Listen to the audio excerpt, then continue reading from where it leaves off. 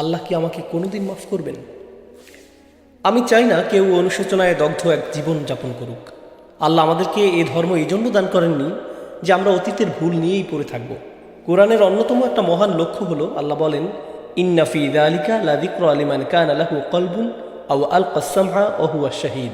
নিশ্চয়ই এটি উপদেশ রয়েছে তার জন্য যার রয়েছে অন্তর অথবা যে নিবিষ্ট চিত্তে শ্রবণ করে। তাই হৃদয় সম্পর্কিত যে কোনো বিষয় সবচেয়ে বিস্তীর্ণ উত্তর আপনার হৃদয়ের অনুভূতি কেমন হওয়া উচিত তা কোরআনে আছে। কোরআনের মতে কেউ যদি সমগ্র জীবন পাপ পঙ্কিলতায় কাটিয়ে দেয়, বিস্মৃতিতে কাটিয়ে দেয়, ভুল ত্রুটিতে কাটিয়ে দেয়, উপেক্ষায় কাটিয়ে দেয়, ইত্যাদি ইত্যাদি, আল্লাহ কি বলছেন যে এখন থেকে মৃত্যু পর্যন্ত বাকিটা জীবন তোমাকে অতীত জীবনের অনুশোচনায় জ্বলে পুড়ে কাটাতে হবে? কোরআন কি কখনো এমনটা বলেছে? আল্লাহ তার সৃষ্টির অন্তঃকরণের সুরক্ষায় বেশি সংরক্ষণশীল সৃষ্টির নিজের চেয়েও। আমি নিজের অন্তরের প্রতি যতটা যত্নশীল, আল্লাহ আমার অন্তরের প্রতি তার চেয়েও বেশি যত্নশীল। এটা তো বুঝেন, তাই না? এখন আল্লাহ যদি আমার অতীতের কেয়ারলেস আচরণ এবং ভুলগুলো নিয়ে আমাকে লজ্জা না দিয়ে থাকেন, আমাকে অনুতপ্ত না করেন, তিনি শুধু চান একটা জিনিস। কি সেটা? তওবা করো এবং নিজেকে ঠিক করো, নিজেকে পরিশুদ্ধ করে নাও। এখন থেকে আর ওই ভুলগুলো করো না। কিন্তু এর পরেও তুমি হয়তো আবারও কোনো ভুল করে ফেলতে পারো। যদি এমনটা হয় তখন কি করবে? আবার তওবা করবে এবং নিজেকে ঠিক করে নিবে। যদি এটা করতে পারো তাহলে তোমাকে কিসের বোঝা আর বহন করে বেড়াতে হবে না?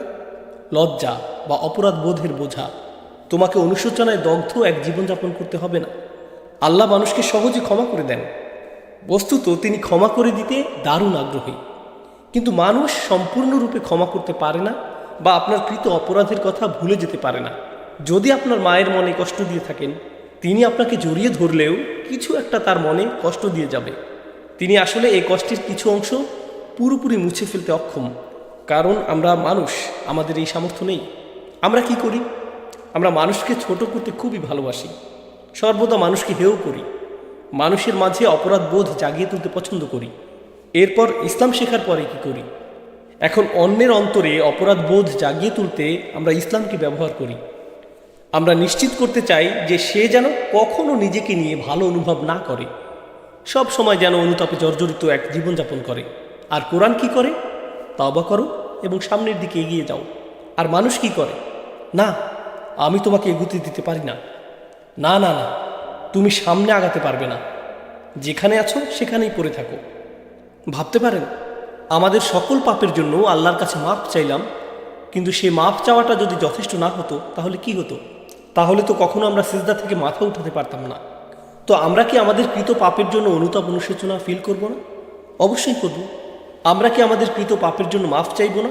অবশ্যই মাফ চাইব। আস্তাগফিরুল্লাহ কি পড়ব না? অবশ্যই পড়ব। কিন্তু এরপর আমাদের সামনে এগিয়ে যাওয়া উচিত।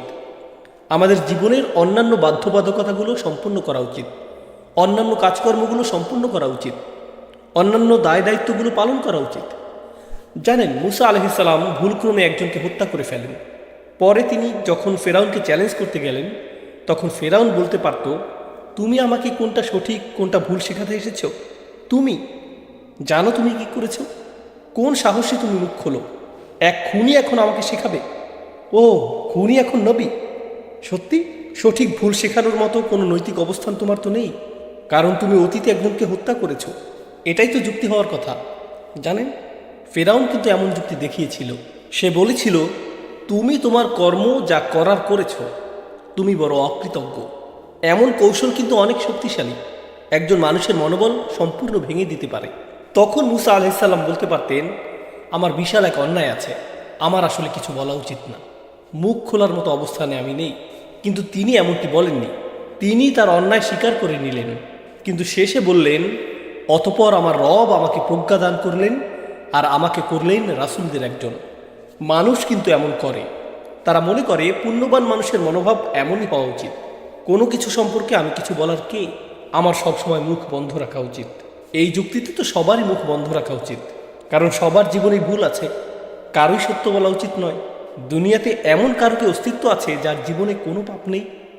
তো আমাদের সবার চুপ থাকা উচিত, কারো কোনোদিন সঠিক কথা বলা উচিত না। এটা কি কোনো যুক্তি হলো? আল্লাহ তাআলা বড় বড় পাপগুলোও সম্পূর্ণরূপে ক্ষমা করে দিতে পারেন, তার কাছে এটা কোনো ব্যাপারই না। তাই অন্যায় হয়ে গেলে অন্যায় স্বীকার করে নিন, তওবা করুন, নিজেকে ঠিক করে নিন, তারপর সামনে এগিয়ে যান।